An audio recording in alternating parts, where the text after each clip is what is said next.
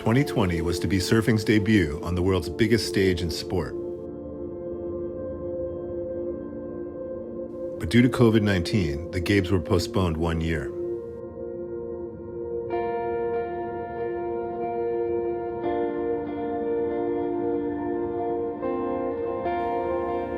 We are taking you inside the lives and minds of the athletes on hold as they stay mentally and physically prepared for the biggest moment in their sport.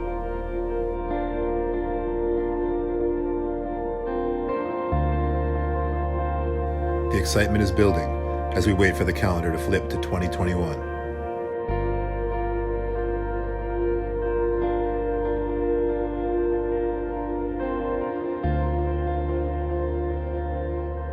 This is the ISA State of Olympic Surfing.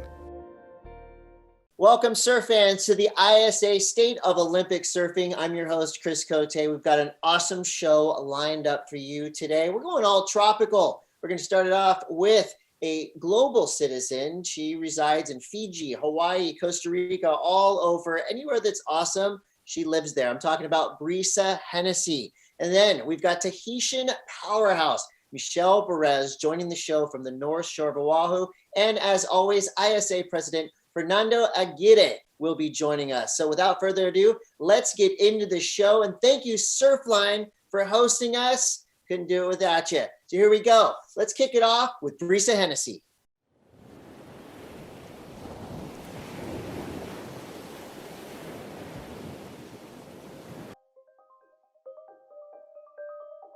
My name is Brisa Hennessy. I'm 21 years old and I'm surfing for Costa Rica. I was born completely off the grid in the jungle. Just picture monkeys in our house and snakes and just every animal you could think of, and it was just so raw and pure. My mom and dad actually were surf instructors in Costa Rica, so I kind of was just totally straight into surfing, and my mom is an amazing longboarder and my dad is like the barrel king. He literally just pulls into everything. That's completely our family. We are not normal. And I ended up living there for 8 years of my life, and I think it shaped me to who I am today and how I kind of see the world.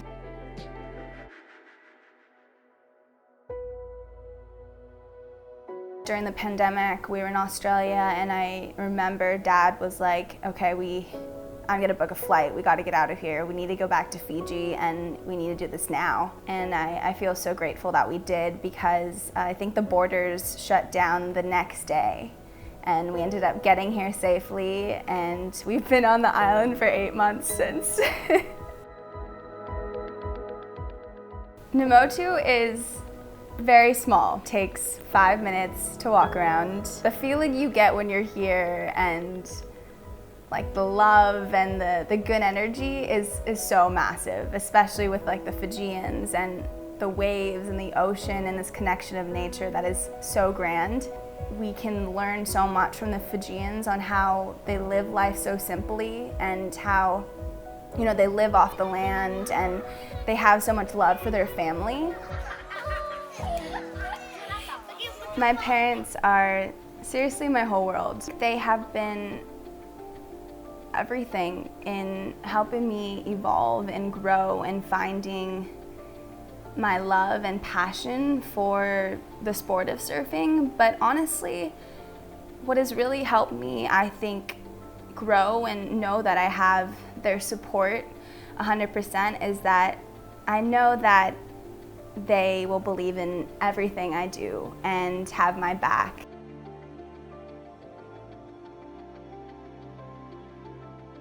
For me, it was this perspective. It kind of took me back on seeing that we do need to slow down in life.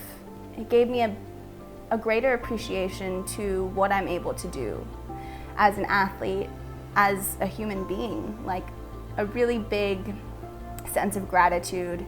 It kind of reconnected me with just the love of surfing again, like how much I love surfing, how much I love competing, how much I love my family, how much I love meeting new people and traveling around the world.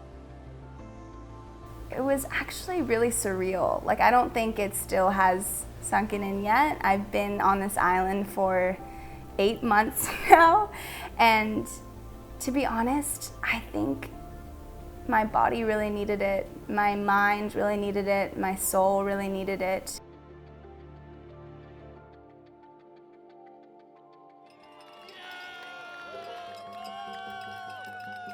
This is Brisa Hennessy. As you pointed out, don't let her get a good solid face because she will absolutely unleash on it. The energy in the ISA is something I've never felt before. It's such a beautiful, powerful thing, and it definitely got me in the right headspace, and I think it prepared me so much for the Olympics, and I can't emphasize it enough. There is completely no words. I'm just so over the moon and incredibly grateful to just to have such an amazing backing of the team and an amazing family and sponsors, and just, I'm so happy. For me, I believe athletes are going to come back to the Olympics next year and be more talented, I think more passionate. They're going to be driven.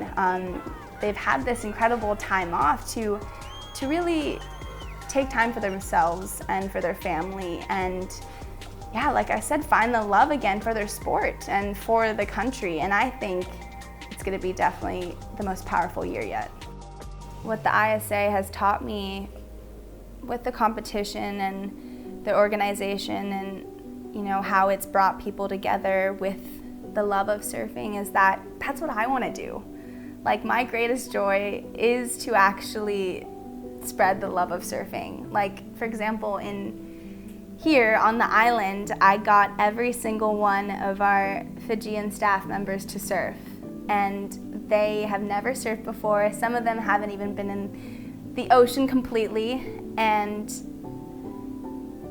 to see them stand up for the first time and their first reaction just kind of made me think a lot about what I want to do in the future. Like, I really want to get more people in the ocean and get them surfing. I feel like it's so healing, and I really believe it would make the world a better place.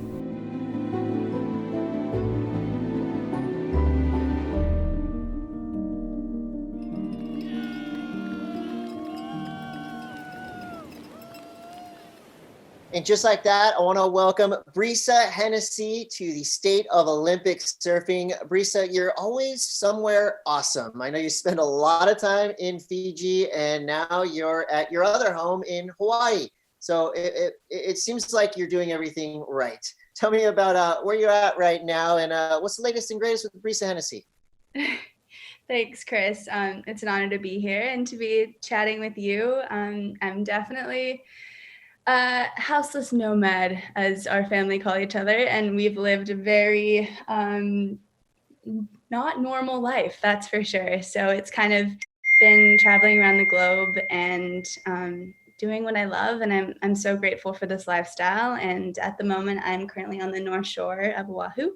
Now, I know that I did get to see you surf in person in the first event on the championship tour WSL season.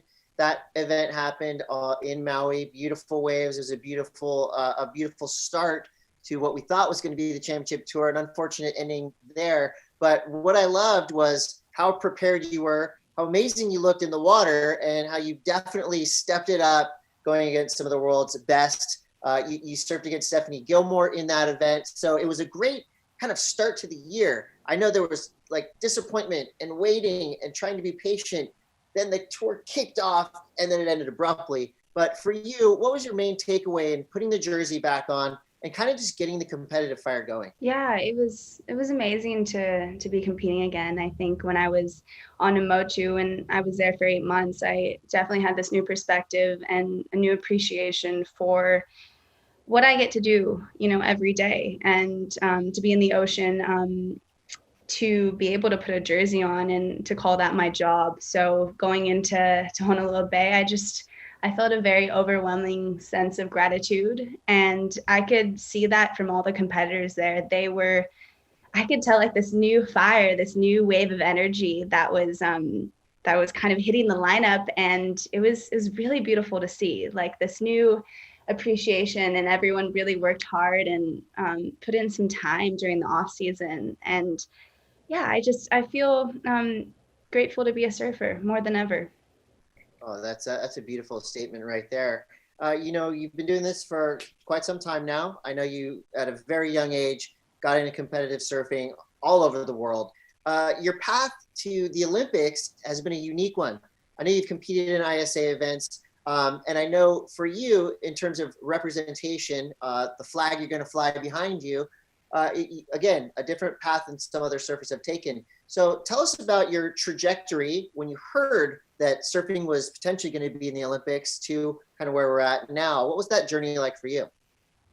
Yeah, I think it was a crazy journey for all surfers to hear that surfing was going to be in the Olympics. Of course, it's like this dream that was never really dreamed before, and kind of, I think, all took us by an incredible surprise and an overwhelming sense of joy. And I think the coolest part is that we're able to show the world what surfing is, this beautiful sport that can really connect people. And so I was really fortunate to be able to represent my home country of Costa Rica. I was born there. My parents lived there for 14 years. I lived there for 9 years of my life, and we lived completely off the grid. I learned how to surf there. I found my love for nature there, and I think it really has shaped me to how I see the world and the person I am today, just to live more simply. And I feel very fortunate to represent my home country of Costa Rica for sure. And I know that, growing up surfing in Costa Rica and then to where you are now, spending so much time on a small island in Fiji called Namotu. When you think of Fiji, of course, you think of beautiful beaches, perfect waves, just paradise, really. For you, though, it's a little different because you actually live there. And I've been hearing about and watching you actually teaching some Fijian locals how to surf. Now, you would think that a country like Fiji will just have thousands of amazing surfers because the waves are so great. But actually, starting off in surfing and, getting the boards and really getting the lessons and getting that jump off point is kind of difficult in some of these areas. So tell us about your new quest of teaching your friends and family from Fiji how to surf. Wow. Yeah, that brings me so much joy to talk about it for sure. But it was crazy living for 8 months on this small island. It takes around 5 minutes to walk around, and we were so disconnected from the world, but more connected to our surroundings and to people more than ever. So it was just an incredible experience that I feel so grateful for. But talking about getting the staff to surf, that was an incredible thing in itself. It's crazy. What you were saying is that, these countries, you would think that so many more people surf and they have the joy of surfing and they're getting in the ocean, but most of the people in Fiji actually had never been in the ocean, except for the villages that live on the coast. But the majority of the villages live inland. So it was pretty insane that I got this opportunity to have this time to connect with all the incredible Fiji staff on Namotu, to really have this connection and to gain more friendships with them. And one day it was just perfect pools. So we're just like, we have to take everyone out. And it was completely my quest to have them all stand up, and they were completely hooked. And just to see their faces, it just reminded me back. It brought me back to why I love to surf, why I love to share the stroke of surfing. It's such a beautiful thing. And it's something that it's like almost a universal language, I feel like, surfing is. Well, it's so cool. I mean, just what you're doing there on the island of Namotu with the locals is really a microcosm of what we're trying to do now on a global scale. With surfing in the Olympics, it's all about sharing the love of this sport and really helping with progression and promotion of this thing that we all love to do. And if you do it once, the old saying, only a surfer knows the feeling, right? That's what we're doing here. And you're doing it all on your own. So thank you for doing that. And also, thank you moving forward to what I know you're going to do on the global scale, as all eyeballs in the world will be on surfing. So can't wait to see what's next for Brisa Hennessy. And I hope you get some great waves over there where you're at now. And I'm just living vicariously through you. I'll just follow you around the world and wish I was wherever you're at, because you're always somewhere awesome. Oh, thanks, Chris. I appreciate it. And you were getting some sick ones at Honolulu Bay, so I have to tell you that.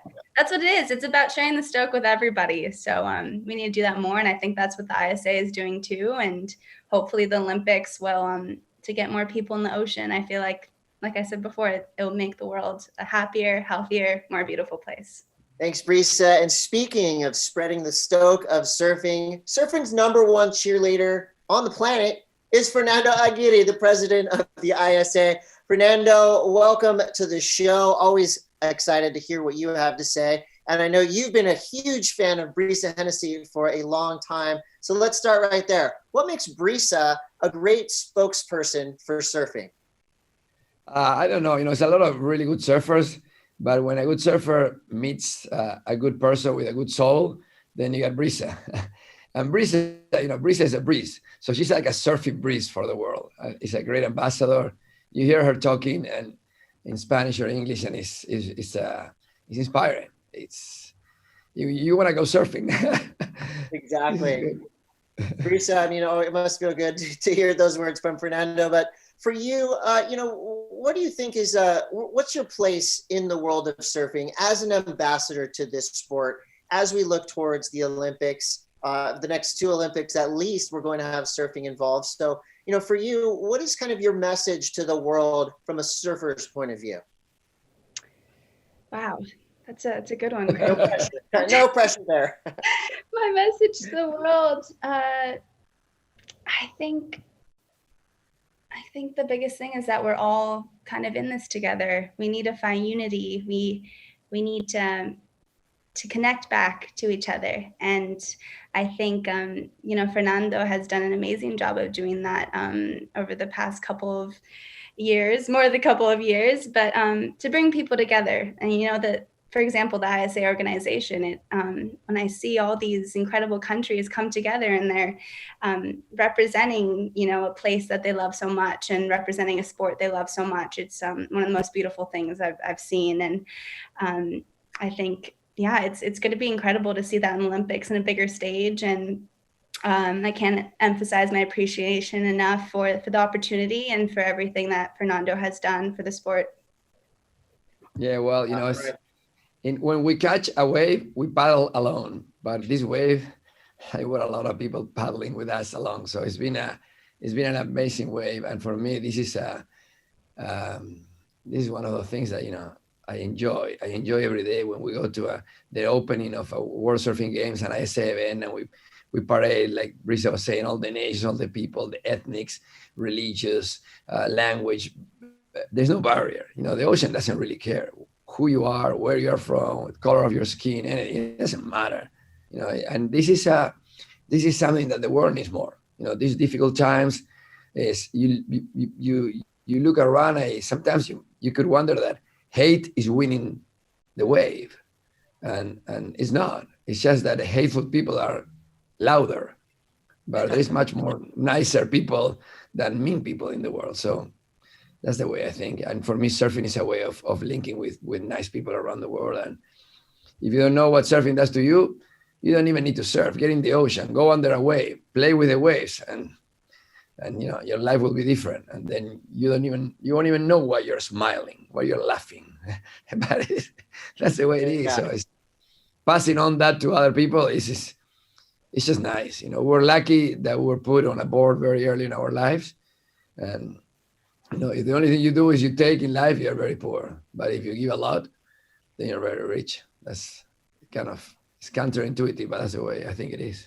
100%. Couldn't agree more. Well, I want to thank you so much, Brisa Hennessy, for joining us. Fernando, we'll be back with you later on in the show with our next guest, who will be Michel Bourez. And until we get there, we're going to tell you, Brisa, catch a wave for us. The smile on your face is telling us that you are absolutely surf stoked right now, and we love to see it. Cannot wait to see what you do in the future. Brisa Hennessy, thanks again for joining us, and we'll be checking in on you until we get to the Olympics coming up very soon. Adios, Brisa. Thank you so much. Pura vida a todos. And like Fernando said, we got to keep riding the wave together.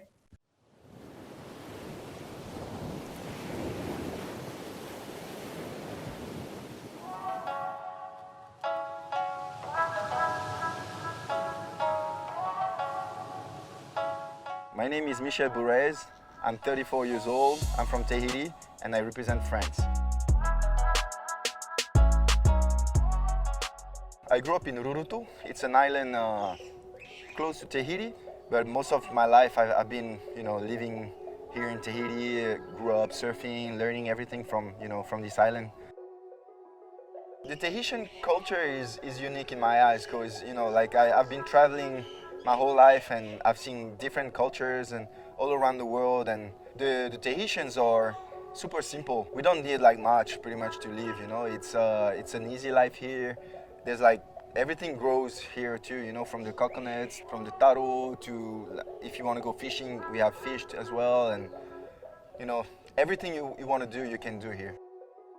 They're all welcoming people, we love to share our food, to share our knowledge and stuff, but just not the waves, We like to keep the waves for ourselves.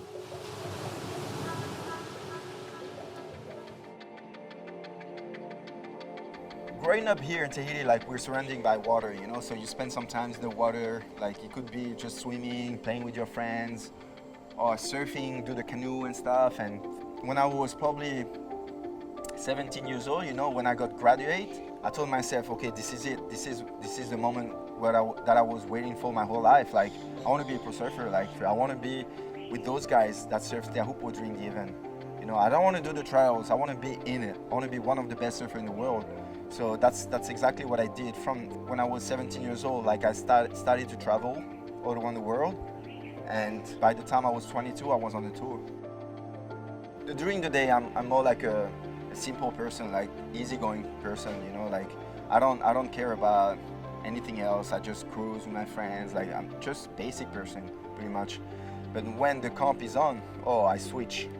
I'm becoming someone else.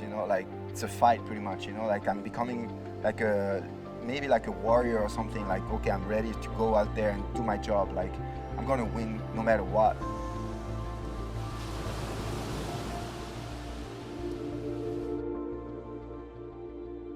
During the COVID, it was the first time for the past maybe 15 years now that I spent a full year at home, pretty much. So to me, it was incredible, and it was hard at the same time because being home every single day is good but different. So I have my wife and my 2 kids at home, and it was weird for them too, just to see me every day, but I was kind of losing my mind at one point because I didn't know where I was going, no passion anymore, I was okay, so I'm waking up for what? The only thing I was doing was for my family, which is a great thing, don't get me wrong. But on the other side, on my loving for surfing was okay, so do I still need to surf? Because I don't even know when will be the next comp, so it was tough. But such a great feeling to spend a full year at home. The ISA World Games last year felt weird, to me, because as a professional surfer, I always travel by myself, I always do stuff by myself only, for myself. And now we were part of a team, we were a team representing France in Japan against other countries, So it was most likely you were not surfing for yourself, but for the whole country. It was a different feeling. Even during the day off, the days off, we were all together, laughing and stuff. So it was the first time since, maybe more than 10 years that I spent some time with different people that I didn't even know before, and get to know them during the comp, and to have that feeling to be part of a team. And it was great, yeah.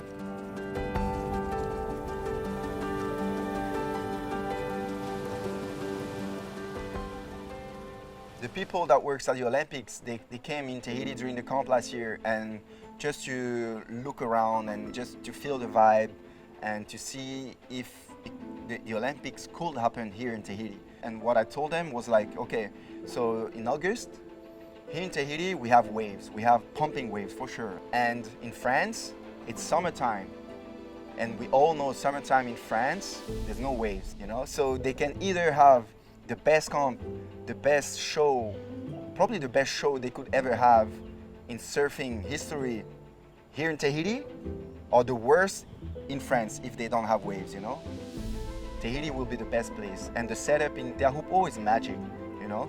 It's amazing, like the nature is there and the locals are amazing, like the vibe is crazy over there, you know? And that's exactly how they felt. And when they went back to France, they told everyone what they saw, and this is it, you know, we won.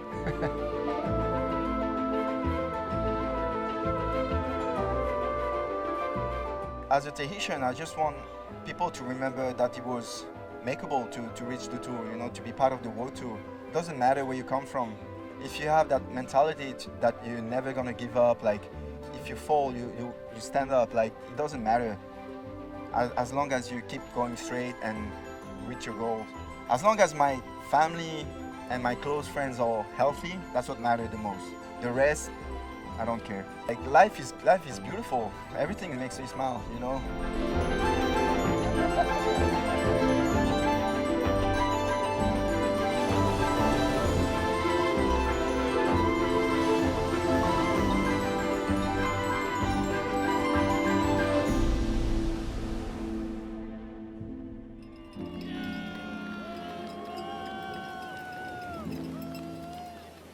All right, and with that, we want to welcome to the show Michel Bourez. This is a guy that, if he's not in paradise, he's in paradise. Of course, that presentation right there brought to you from your very own beautiful country of Tahiti, and now you are joining us from the North Shore of Oahu. Let's get an update. How have you been? Where have you been? What's the latest and greatest, Michel Bourez? I've been good. I mean, Hawaii, it's been really good. I've been here for a month and a half already, and we had like swells after swells. So I've been surfing and been surf out like pretty much every day. That's great. To be surfed out in Hawaii is a huge accomplishment. Let's go back in time a little bit.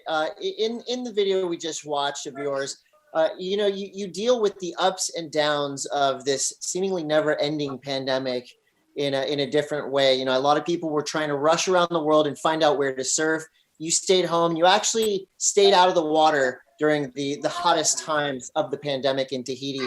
Let's go back to that decision that you made to really kind of hunker down and stay out of the fray when things got hot. Tell us about your decision not to surf during the hottest point of the pandemic.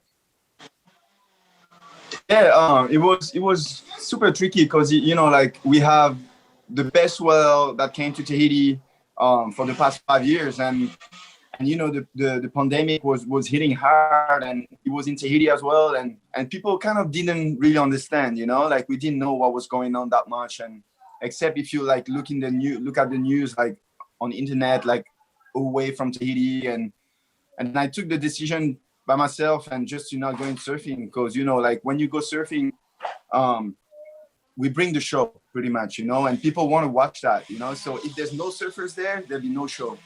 And when I said that on my Instagram page, and I got so many like good messages from people around Tahiti, around the world, and some positive messages, and they understand exactly what I felt, and especially like the taxi boat in Tahiti, you know, they send me messages saying like, yeah, you're right, like we're not gonna work that day, you know. So pretty much like nobody surfed.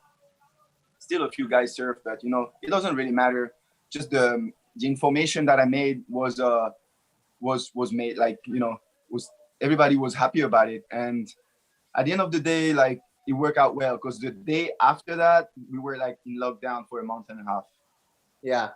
Well, you know, making those decisions is something that surfers haven't really had to do much in the history of the world, really.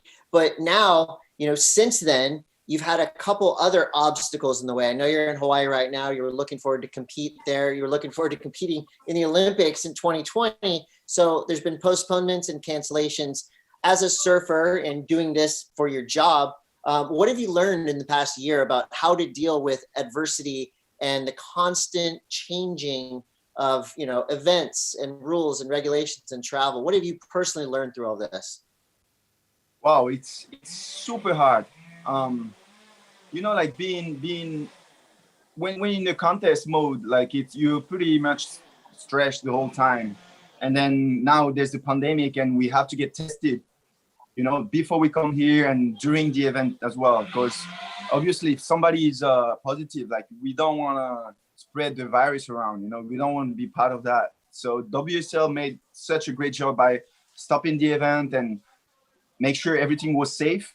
During the contest at Pipe, and like there's so much pressure, man. Like you in the like here in Hawaii, we are in a bubble pretty much. Like every house is, we stay together. That's it. I'm not going to see somebody else. Like there's no party going around. Like we just surf and come back in the house. We respect the surfing, the community, the Hawaiian communities, their rules and stuff, and we understand it's super hard to have us around here, and I thank them a lot for that. Yeah, and for you, this has been a time where you can gauge a lot of success through contest results, but now it's about really looking at yourself and how you are surfing. So what do you think about your surfing right now? Are you at the level you want to be at? Have you been looking at video and trying to just kind of improve on what you're doing now for when these events do start up again? To tell you the truth, I didn't really surf that much last year, because I obviously was on vacation for a year long. So I just took care of other things, got a couple businesses and just took care of my family and just to do something different. I've been on tour for the past 12 years now. So since I'm 17, I've been on the road, man. So, it's a long journey and it's not over yet. But for my surfing right now, I'm good. I've been surfing so much since I'm here. I'm back to my normal level and I've been trying some new boards with Firewire and, it's, to me, Hawaii is the best place for that. It's easy to get there. You can go surf Sunset, surf Haleiwa, surf Pipe, like Rocky Point. You just need to bring your car there. Boom, you're out there, Not like in Tahiti where you need to have a boat and you bring a couple of friends with you. Over here, it's easy. I like it. And, there is a lot of good news happening. Obviously, you guys have been scoring waves on the North Shore and around the world, giant waves being ridden, perfect sessions happening. So the stoke is still here, even though there's a lot of things happening on a global scale. But looking forward, all right, we've got the rescheduled Olympics coming up, 2021. All systems are go as of now. So for you, as you had a year to think about it extra about the Olympics coming up, is the fire still lit? Are you still ready to compete? Are you still ready to get out there and do it for your country? The fire is still burning, man, a lot. We've been waiting for that for almost 2 years now. Just to be able to compete in the Olympics to me is, I cannot say it's a dream come true. It's just a new experience, because we've been doing following the tour for years now, and just to add another comp, different kind, and it's more I surf for my country. I represent the country now, comparing to when I'm on tour, I'm basically surfing for myself and for Tahiti and France. So now I'm 100% focusing on surfing for France and represent. I hope I'm going to represent them as good as I can, and I'll do my best. So to me, yeah, the fire is burning, man.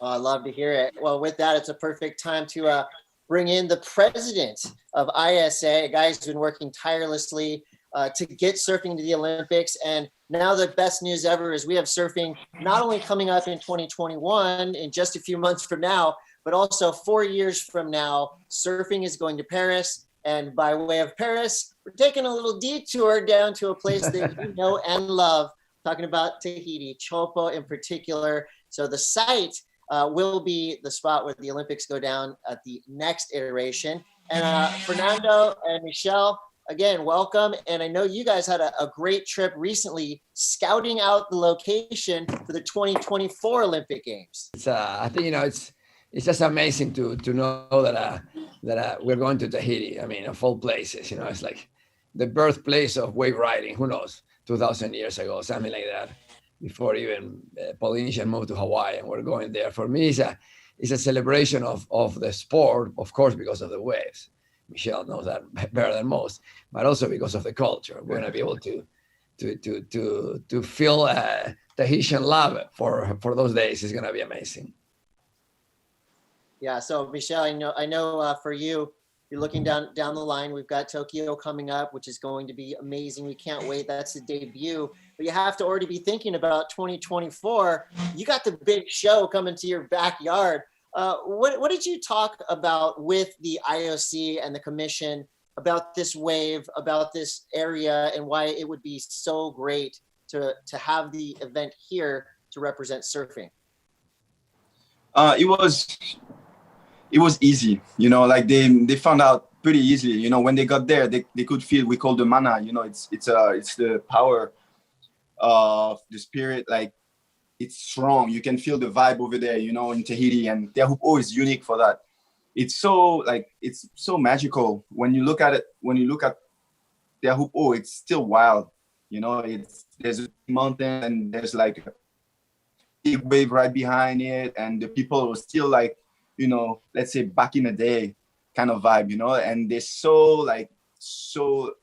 like good, the best people on earth to me, and they're so respectful, they're so like welcoming, and they have that feeling that, wow, this is surfing, this is what surfing is all about, sharing and take care of others and show them around, and like I'm pretty sure the whole world will understand why surfing, why people love surfing. Yeah. Especially in Tahiti, not only the wave itself is a force of nature, but also the region, the area is among the most beautiful on the planet. So you're getting a lot when you head to Tahiti for a surf event.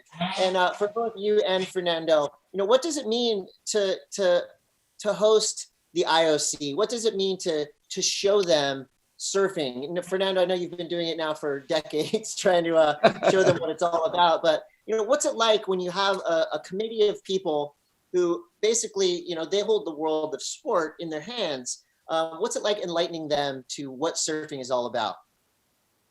I'll let Michel talk first. I'll tell you mine in a second.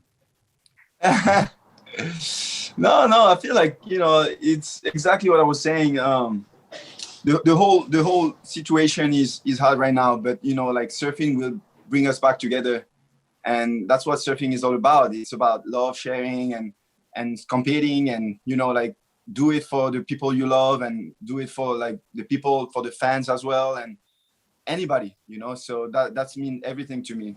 Yeah, for me, it's very much the same that for Michel said, it was just saying, but for me, it's even more strange because, I come from a traditionally non-surfing nation and been doing this. And I remember in 89, my first time I went to Tahiti, and there weren't that many surfers, I was in Tahiti itself, and I was in Wahine, and it was, and you look at the place, this is like surfing paradise. Gotta be surfing paradise.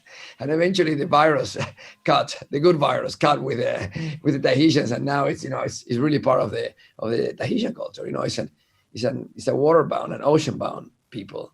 So it's very, very special. And yeah, to me, it's gonna be just a celebration going back there. I have a lot of Tahitian friends, and I don't know. Some people tell me it's like Hawaii was 80 years ago, 90 years ago. So it's very, very, very nice. And, you swim in the ocean, and it's, surfing is very special, and being able to share it with the rest of the world through the Olympic Games is just wonderful. And, for Michel and for Brisa and the rest of the crew, you guys are going to be Olympians, first time surfing Olympians in history for the rest of your life. It doesn't matter what you do. You're gonna walk into that opening ceremony and in Tokyo this year, and then hopefully in 2024, and it's just nothing like that. You're gonna be talking about this to your grandchildren. It's just before and after, no? And I think for the sport, for us, the people that love surfing, really, that is in, it's my work, is my philanthropic work, is what I do every day. It's just an incredible opportunity to share that. It's like my brother tells me, it's like you're lucky you get to share it. A lot of the times, things don't work out that way, and now it's just amazing. Just looking at I love to hear it. Yeah, you look at young people around the world. I was just looking at at body surfers in Papua New Guinea, with their super basic wooden boards, and you look at surfers in Africa and the Caribbean, everywhere, and it's good for us, but it's good for the world. We need more people in touch with the ocean, and so we have more ocean ambassadors, more people complaining about the way civilization treats the oceans, because Definitely. it's not just a playground, it's a source of life. If we screw this one, we're screwed. Exactly. Well, Yeah. I think having representatives like yourself, Fernando, and of course Michel Bourez, who would look quite dashing with a medal around his neck, which we may see here in a short while. And so that's the question now. And Fernando, I'm sure you're being inundated with questions and asked this all the time, but do you have any updates that you can share with us as we look forward to the Tokyo 2020 Games? No, there's not updates. The IOC, the same like the rest of the world, we're looking at, we have a bunch of vaccines. How do they work? Test, how to sort that out. But the IOC has said we're going to have the games no matter what. They're going to find a way to have the games in Tokyo. So I'm just this is the countdown. Like every day is one day less. Like the rest of us, the countdown is on to the upcoming 2020/2021 Olympic Games. That's going to go down in Tokyo very soon. Everything I have is fingers crossed. Everything's crossed, but we know the IOC will make it happen. Hey, and if we have to go there, if we have to paddle to Tokyo ourselves, we're going. Me, you, Michel, Brisa, the whole crew. So I want to thank you guys so much for joining us. Perez, keep doing what you're doing over there. We've been loving watching the free surfing clips that are coming out. Now you're kind of just on vacation, and it's a work vacation, right? So that's a good kind of work play thing to put together. Yeah, it is what it is. Awesome. And I got to say happy birthday to your son. I believe it was your son's birthday yesterday. Thank you. Yeah. All right. Perfect. Nice. So lots to celebrate for the Perez family. And we can all celebrate as surfers that the upcoming Tokyo Olympic Games are coming down the pipe. That's our light at the end of the tunnel. Always want to thank Fernando for your tireless effort getting surfing in the Olympics. So we can't wait to see what happens next to both of you.